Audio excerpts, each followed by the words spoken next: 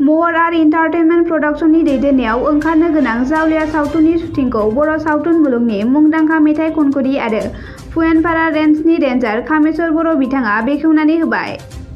बे सावथुन बेखेवनाय हाबाफारियाव बेखेवगिरि कामेस्वर बर' बिथांजों लोगोसे बर' सावथुन मुलुगनि मुंदांखा फेस्ला फावगिरि दैमासा ब्रह्म, जलेस्वर बर', प्रदीप बसुमतारी, सालबारि जिल्ला बिसानि आफादगिरि जौस्रां बर', सालबारि जिल्ला बिसानि गाहाय नेहाथारि सन्जय गयारी बिथांमोना बाहागो लायो। जावलिया सावथुननि स्ट'रि स्क्रिप्ट लिरगिरि आरो दिथागिरि महरै नेरसोन बर'आ मैखोम बिबान लायो। लोगोसे रांगिरि महरै बिबान लादों राथुल गयारी। लोगोसे बे सावथुनाव गाहाय फावगिरि उत्तम, सपना, प्रदीप, थेन्थामालि, कान्चन, माइकेल, जयसिं, बिबारी, जलेस्वर, लाइथुन, जानमणि बिथांमोना बाहागो लागोन। जावलिया सावथुननि शुटिंखौ बाक्सा जिल्लानि सालबारि रुप'हि सिमला ओनसोलनि माखासे थावनिफोराव लानाय जागोन होननानै फोरमायदों। बरपेटानिफ्राय अनजय बसुमतारीनि खौरां। दिनै नैबे महर आर्ट्स एन्टारटेनमेन्टनि प्रडाक्शन गेजेरजों दिहुनजानो लानाय जावलिया जि फिल्म बानायनो लादों, गिबियावनो बिथांमोननिसिम साबायखर बावग्रोनाय जाबाय। बिथांमोननि हाबाफारियाव आंखौ नुजाथिफैनो खाबु होनायनि थाखाय। दा आं बिथांमोनखौ बुंगोन, बिथांमोना सानैसोआ गोदान दं, सानैसोआ गोजाम दङ। जानो हागौ प्रडिउसाराबो गोदान। बेखायनो जायफोर गोजाम आर्टिस्ट बिथांमोनखौ बुंगोन, मोनसे फिल्म बानायनायाव जिखिनि नेमखान्थि सामलायनांगौ बेफोरखौ जेन गोजाम आर्टिस्टफोरा प्रडिउसारखौबो बुंगोन बा आर्टिस्टफोरखौ बुंगोन। नङाब्ला ओरैनो जोंनि समाजाव दा बावै बा सिगांनिफ्रायनो आर्टिस्टफोरखौ ओरैनो बुंना गाज्रि मुं दंखायो। बेखायनो आं साफ्रोमखौ खावलायगोन, साफ्रोमबो आर्टिस्टफोरानो गावबा गावनि मावनांगौखौ डिसिप्लिनै मावगोन, नांगौ समाव फैनानै गावबा गावनि हाबाफारिखौ मोजाङै मावफुंगोन। नङाब्ला सिनेमा शुटिं खालामनो फैदों होननानै गुबुन जुदि खाबु लायोब्ला जानो हागौ बे जोंनि हारिमु बा आर्टिस्ट ससाइटिया आरोबाव गाज्रि मुं मोनबावगोन। बेखायनो आं सिगाङावबो बुंखाबाय, बेफोर खाबुखौ लायालासिनो गावनि मावनो गोनां खामानिखौ मावनानै गावनि आर्टिस्टनि जि सिंनि जि डिसिप्लिन बेखौ लाखिगोन होननानै आसा खालामनाय थाबाय। आरो आसा खालामो जावलिया बे फिल्मा बर' समाजनि गेजेराव मोनसे सावथुन महरै समाजनि फोसाबनाय, समाजनि सांग्रांथि बेखौ मोनगोन होननानै आसा खालामनाय थाबाय। ओमफ्राय गिबियावनो नोंथांमोननि निउस चेनेलखौ दिनै नैबे महर एन्टारटेनमेन्टनि जावलियानि सुबुं महर नैबेवहाय आं थानो मोननानै बा आं बेखेवनो मोननानै आं जोबोद गोजोननाय मोनदों। आं गिबियावनो बिथांमोननि गासै टिमखौनो सिनेमाजों लोब्बा थानाय बिथांमोना आंनिफ्राय अननाय मोजां मोननाय आं जासिहरदों। आं आसा खालामदों नैबे जावलिया सिनेमा, नैबे सिनेमाया मोजां जाथों, जोंनि बर' समाजनि गेजेराव खोब मोजां मोनसे मेसेज होनो हाथों।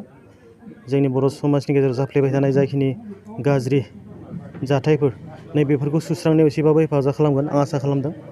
आरो आं नैबे सिनेमायाव जिखिनि गोदान गोजाम एक्टरफोर नुदों, आं आसा खालामो बिथांमोननिफ्राय खोब मोजां मोनसे पारफरमेन्स मोनगोन। आरो जिखिनि गोदान बिथांमोना जानांगौ बिथांमोननि थुलुंगायावनो खोब मोजांहाय गावसोरनि टेलेन्टखौ देखायनो हागोन होनना आसा खालामदों।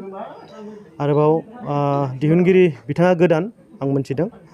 बे हिसाबै बिथाङाबो जानांगौ खोब मोनसे उत्सायाव दिहुननो लादों। आं सानदों बिथाङाबो दिहुननायाव जानांगौ थाखा फैसानि बेलायाव खोब मोनसे मोजां जागोनखौ आं सानदों, जिहेथु बिथाङा गोदान खोब उद्यमाव फैदों दिहुननो थाखाय। आरो जिखिनि स्क्रिप्ट राइटार बिथाङा आगोलाव बहनखांबाय होनना बुंदों। जानांगौ बिथाङा एसे बेखौ हानायमानि मोजां खालामनो नाजागोन, बेखौबो आं आसा खालामदों। जायखिजाया गासै जिखिनि दङ टिमाव आं मोजांखौनो नुदों। आं आसा खालामदों बे सिनेमाया मोजां जागोन। दिनै माखासे बिथिङाव बर' सावथुन मुलुगखौ गुबुन सुबुंफ्रा ससियेल मिडियायाव गोबां बाथ्रा बांसावबाय थानाय, बर' सावथुन मुलुगनि महरगिरि बिथांमोनखौ गाज्रि रोखोमै बांसावबाय थानायखौ नुनो मोनदों। बे बिथिङाव नोंथाङा दिनै मा बुंनो सानो?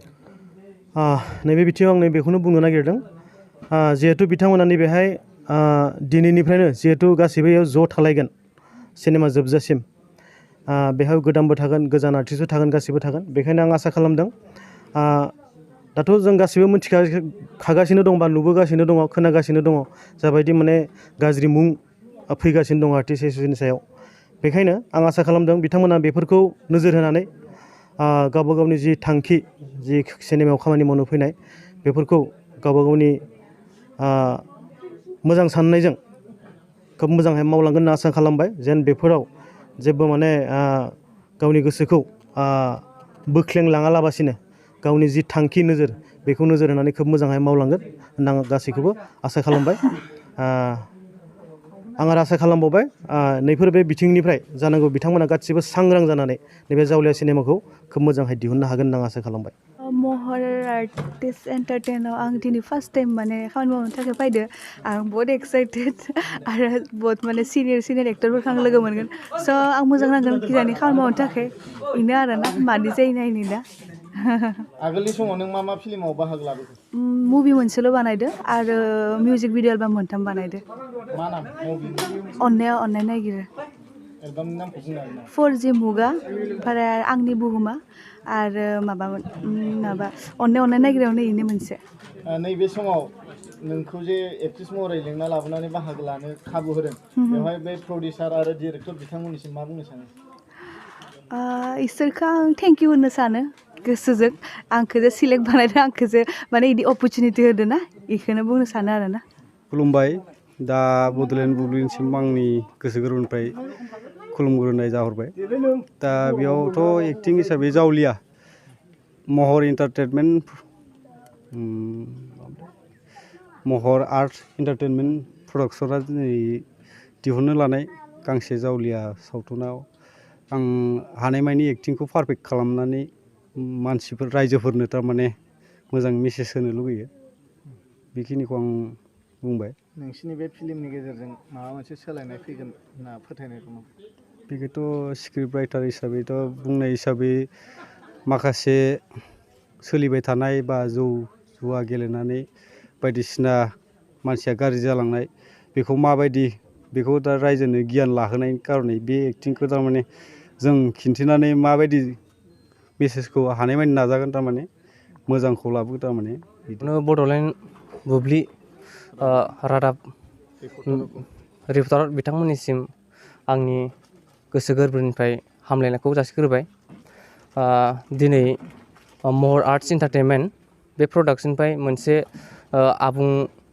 बर' सावथुन दिहुननो लादों आरो बे सावथुननि मुङानो जाबाय जावलिया आरो बेवहाय जोंहा फाव खालामगोन एक्टर हिसाबै उत्तम बसुमतारी आरो एक्ट्रिस हिसाबै सपना गयारी बिथांमोना बे सावथुनाव एक्टर एक्ट्रिस बेनि माखासे आखुखौ दिन्थिगोन लोगोसे बेयावनो दं माखासे जोंनि बर' सावथुन मुलुगावनो बयजोंबो मिथिजानाय फुराना आर्टिस्ट जेरै प्रदीप बसुमतारी टेन्टामालि नार्जारी कानसन बर' बिथांमोना बे जोंनि जावलिया सावथुनाव फाव खालामगोन आं बेखौनो बुंनो सानो बे जावलिया सावथुना जेनेबा मोनसे बर' रायजोआव सोलिलांबाय थानाय बा रायजो जाबाय थानायाव मोनसे जि जोंनि आसार खान्थिजों माखासे गाज्रि जेनेबा आखुथायफोर दं बेफोर बेरखांगोन लोगोसे बेवहायनो बे सावथुनखौ नायनानै जोंनि रायजोफोरा एसे एनै माबा मोनसे मेसेज लानो हायो नामा बेखौ साननानै आं दिनै बे जावलिया सावथुनखौ सोरजिनाय जादों आरो नोंनि स्ट'रि बा नोंनि स्क्रिप्ट लिरनाय बा नोंनि डिरेक्सन होनायाव दिनैसिम मोनबेसे फिल्म ओंखारबोखो आङो गिबियै 2015 मायथाइनिफ्राय बड' सावथुन मुलुगाव गिबि स्क्रिप्ट लिरनानै